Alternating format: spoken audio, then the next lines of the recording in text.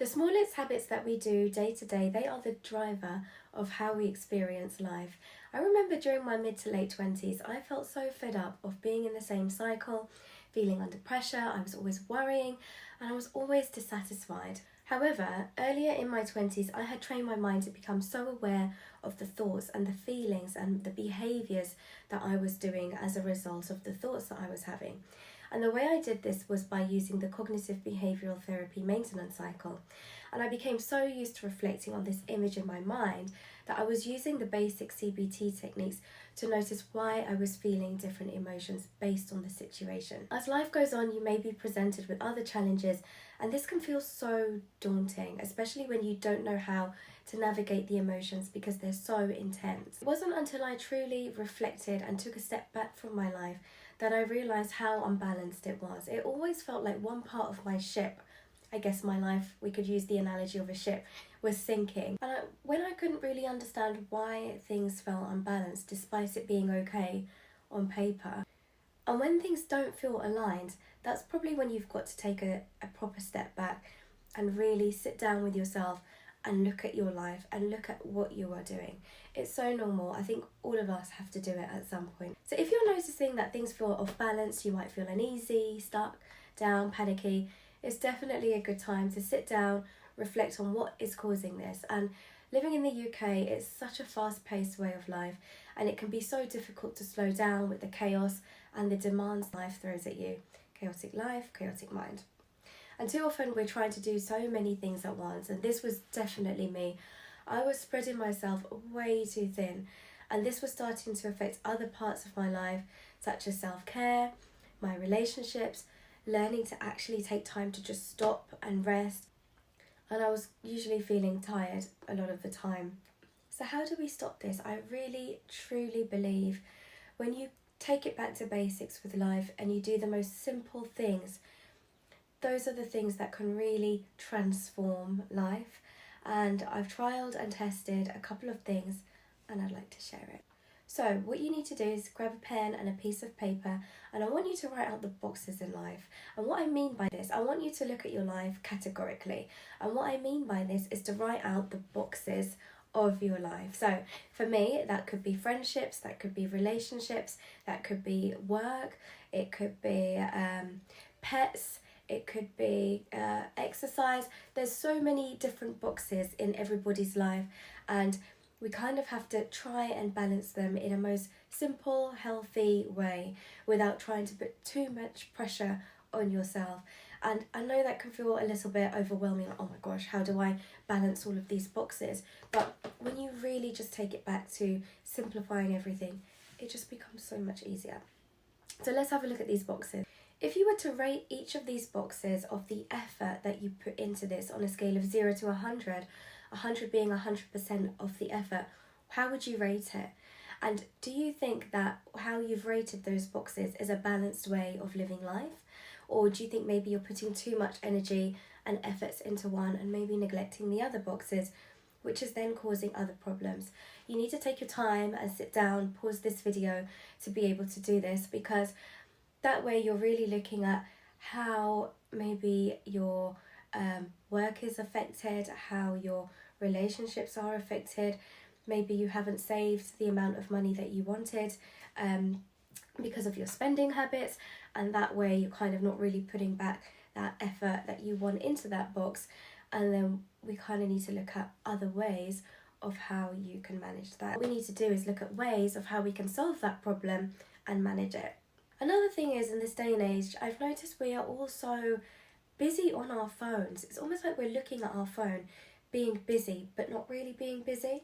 And I guess just texting, talking to people, scrolling, maybe doom scrolling on social media. I know I've definitely done that myself, but it's learning to kind of cave it back, because all this time on the phone is really taking you away from your priorities and what you should be doing. And sometimes, yes, you have to be on your phone to reply to someone or an email or get back to someone. But what if you were to create a little bit of boundaries with your phone and replying to people? So another rule or another example could be you set aside time at the end of the day or in the morning to say, okay, I've got 20 minutes to reply to everyone and my emails, rather than feeling, okay, I've just got the notification on my phone, I need to reply to that person now.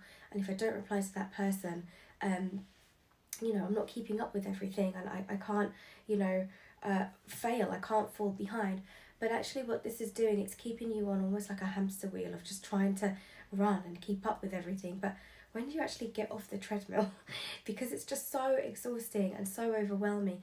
And this is what actually can impact your mental health, because you have this constant urge and this constant feeling of obligation to keep up, when actually this is what's probably affecting you as well. So it's all these small habits and all these small behaviours that actually keep you running 100 miles an hour. Or what if we were to slow it down? I had to slow it down because it was getting way too overwhelming, way too exhausting, and I wasn't probably giving everything my 100%, whereas if I put time aside, I know that's my time to focus on it properly and not make mistakes.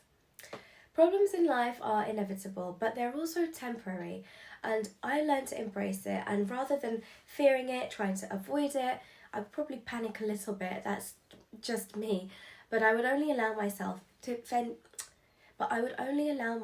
15 minutes to panic, I guess. And what I mean by panic, I mean to think about it, to feel the emotion, and really sort of, I guess, wallow in it for a bit. But I wouldn't allow myself anything more than 15 minutes, because I knew that that emotion went up and it would come back down. And if I was to dwell in these thoughts on that CBT maintenance cycle, it would just be never ending, and that would be another problem I was adding and that would be another problem added on top of trying to navigate these difficult emotions. So the key here is if something bad happens or you have a problem, allow yourself to feel the emotion. Give yourself a time limit. It could be an hour, it could be 2 hours.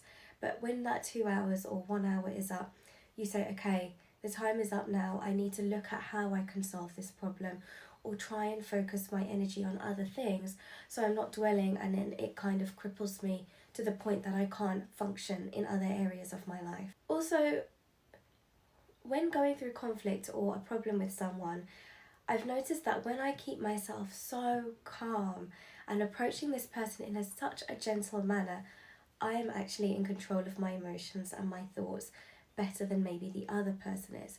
And when I'm more in control, I can deal with that issue in a more logical and helpful problem-solving way than if I was to go all guns blazing, angry, upset, having a go at that person, and then they become more defensive, and it's just a spiral. Do you see? I'm sure most of us have been in a conflict like that.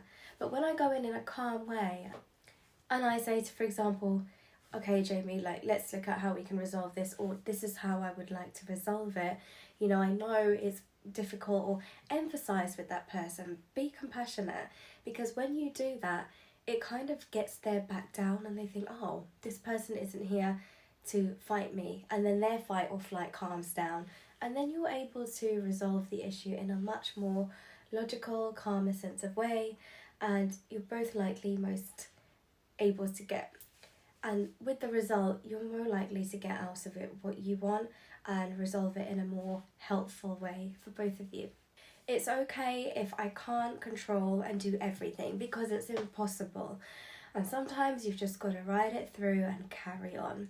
And that is one of the lessons I learned, I'd say in my mid-20s, that the only thing I can control are my thoughts and my reactions to life.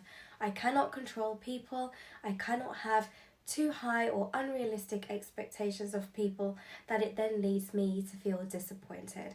And that is a hard lesson that I certainly learned. And by placing my expectations, my thoughts and my own projections on someone else, it just leaves you disappointed.